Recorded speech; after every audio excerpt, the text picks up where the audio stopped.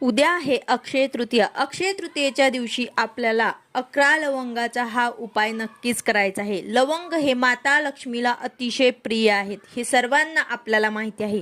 तर तुम्हाला 11 लवंग, अख्ख्या लवंग घ्यायचे आहेत. तुटलेल्या फुटलेल्या नसाव्यात. फूल असलेल्या 11 लवंग तुम्हाला उजव्या हातामध्ये घेऊन महालक्ष्मी अष्टकमचं 16 वेळा पठण करायचं आहे. देवघरासमोर बसून तुम्हाला हा उपाय करायचा आहे.